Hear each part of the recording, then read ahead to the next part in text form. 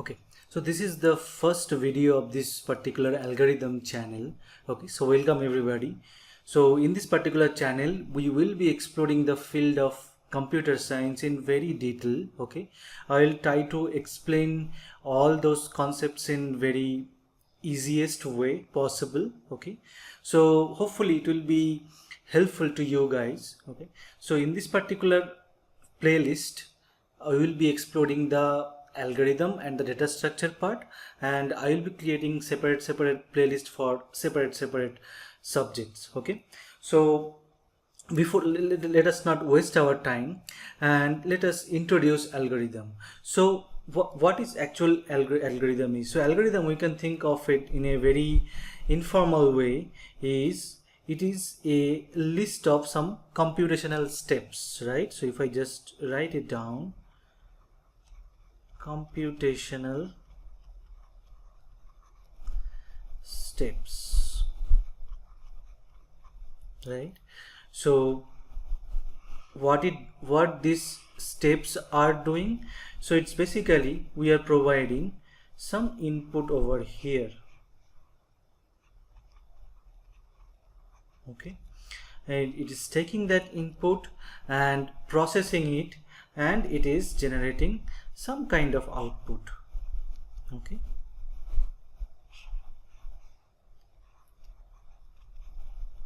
now for example, let's say if I just give you a list of numbers, let's say 5, let's change the color, 5, 8, 10, 3, 7, right? So if I just tell you, you need to sort this particular list of numbers either ascending or descending order. So you will be following some steps, right, to sort this number out and give the output, the sorted output, right? So this is exactly an informal definition of algorithm is. So that means in real world scenario, if you take any kind of situation where how the internet works, how search engine works, if you see, there are big algorithms behind this. Okay, we just given an example of the most easiest algorithm possible is the sorting algorithm. Okay, now using these small algorithms, right, you can achieve a big task, right? So basically, in other way we can think of algorithm is algorithm could be a way to solve a computational problem, right? So that means I have a computational problem. I have a problem. Now it could be anything, like either sorting a number, or if I have a big graph of a particular city, so I need to find out how I can shortest way I can reach from one point to the another point, or I can reach one point to the another point by shortest time, right, in shortest time.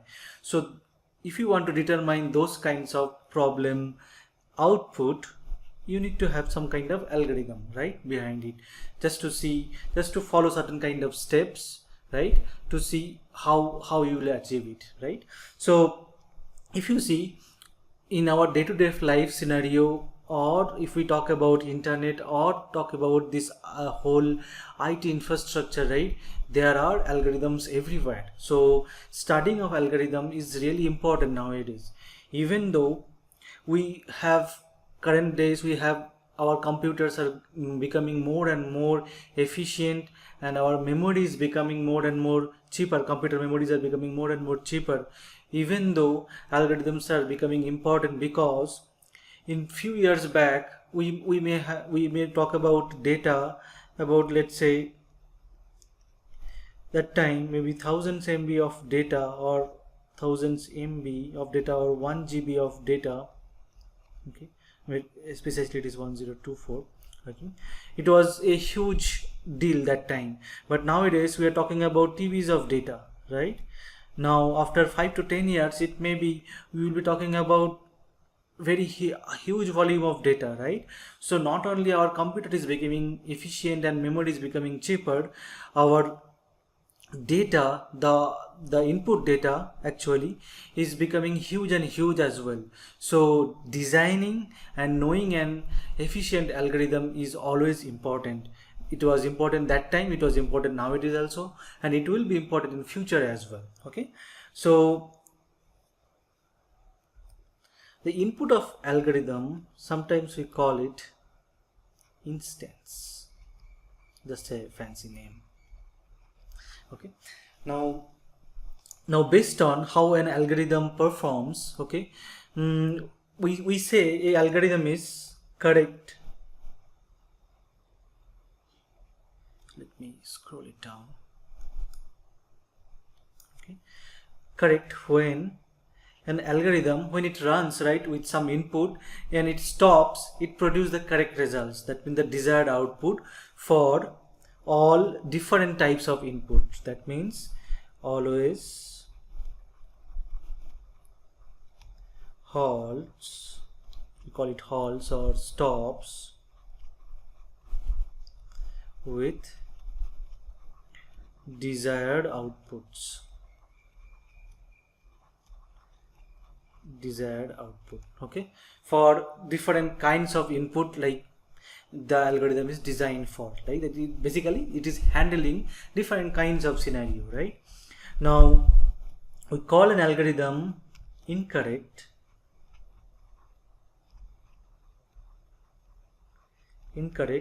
if it never halts. Okay, that means it is running infinitely, or it stops with errored output or wrong output. Okay, so that means it is not performing as expected. Maybe it is handling some kind of inputs, but it is not handling all different inputs possible for this particular algorithm. Okay, so sometimes incorrect algorithms are not always bad. Okay, there are certain situations where if we can control the algorithm error rate, incorrect algorithms are sometimes useful. We will be seeing this one when we will talk about the prime number generation algorithm. Okay, we'll see that one. We'll see that one in later videos. Okay, so here we'll be seeing how an incorrect algorithm, and if we can control its error outputs or its wrong outputs or its errors, it will be useful in some way. Okay, now to give you some example of real life scenario, right?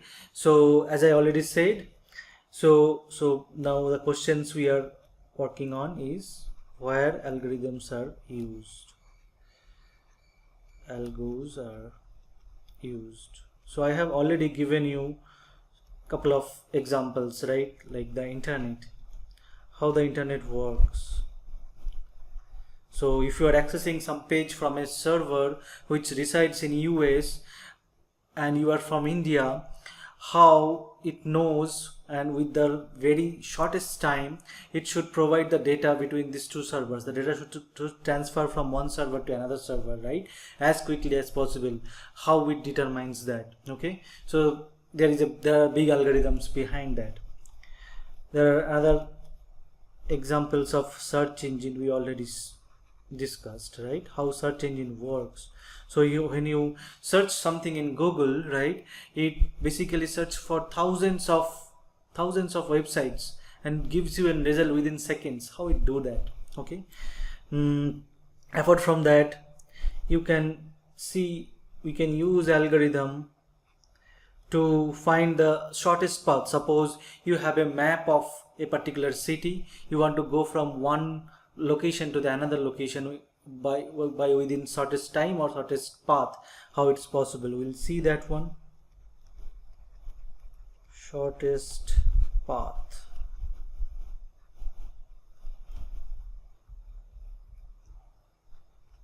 Shortest path algorithms, right?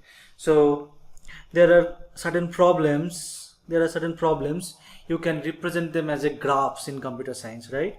So there are couple of good algorithms which works good on graphs. So graphs related algorithms, we'll see algorithms. Okay, now you may heard about cryptography, right? Where if you see our current banking system everywhere, when you order online something, right, your password and everything will be encrypted, right, when the transaction happens, right?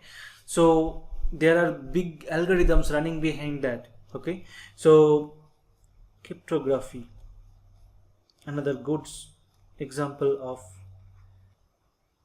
YPTOZ RAPHY, cryptography, right? So this is another way, this is another good examples of current days, modern days algorithms. Okay, now suppose you are a mechanical designer and you are designing a system, right?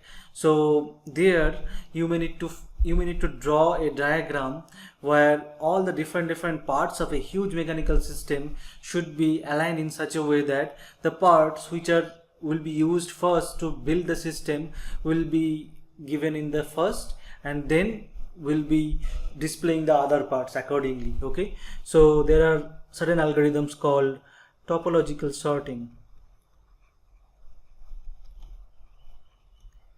Topological sorting, we will discuss those algorithms as well.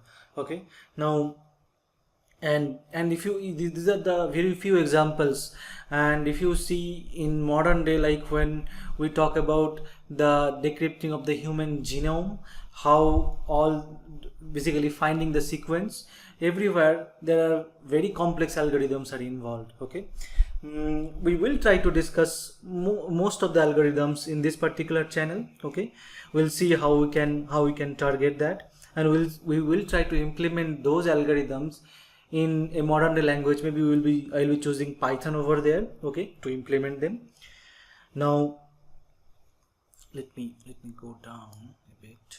Okay, so we talked about the basics of algorithm, okay, and some kind of real life examples of algorithm, right? And while discussing the algorithm, we'll also try to discuss data structure, okay, which is very important. Now data structure is actually important to store and retrieve data efficiently, right? So store and retrieve data efficiently. We'll try to see some of the mostly used data structure in this particular tutorial. Okay, so in later videos we will see that one. Now by saying all of this, right, so there are certain kind of problems, as I said before over here, right? So algorithm, we can think of it as a way to solve a computational problem, right? So there are certain kind of problem which we call it as NP complete problem. Okay,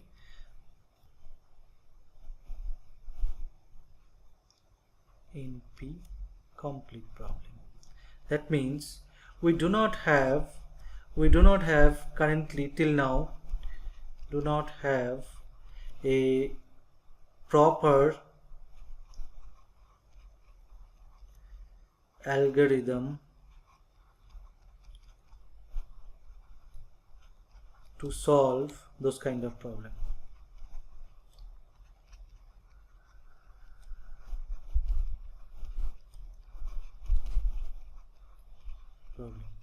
Okay, now there are a lot of NP complete problems, like if I just give an example of one, suppose I have a salesman, okay, who is traveling between cities, okay, and the cities are connected with either railroads or bus or flights. Okay, now this particular salesman is starting from here, city A. Okay, so if I just give the names of this city, B, C and D. So okay, so the idea is he needs to travel all of these cities and come back to this starting point A. Okay, this is our starting point. Now while doing that, he needs to travel either by shortest distance, okay, or by shortest time, okay, in terms of like distance, because each and every edge over here, if you see between these two cities, whatever line we have, each and every line will have a different weight, because in terms of like cost. So if I just give the details over here, so from A to B, the cost, okay, the cost and the distance will be different from city B to C, right? So each and every cities, these junctions, this particular edge will have different costs and different distance. So he needs to travel the smallest distance possible and with the smallest cost, let's say, even timing as well, because timing is be somehow related to the distance. So we are not mentioning, but it's worth mentioning that one as well. Okay, so that means all will be the smallest one, and he needs to come back to this point A. So currently we do not have any sophisticated algorithm to solve this kind of complete problem, okay, but we have some kind of approximation. So we will see that one, how to tackle this kind of problem. Okay, so these are called NP complete problem. Now this is important to understand NP complete problem, because suppose you are working on a problem which is actually a NP complete problem, right? You need to identify it, otherwise you will be wasting your energy and time to solve a problem which is currently not solvable at this moment, right? So identifying those NP complete problem is a good challenge as well. So we'll see that how to achieve those things as well. Okay, hopefully I'm able to give you a very brief introduction about what algorithm is and data structure is, right? So in next video, let us try to deep dive into some of the basics algorithm first, then we'll deep dive into some of the most complex algorithms possible. Okay, see you in next video.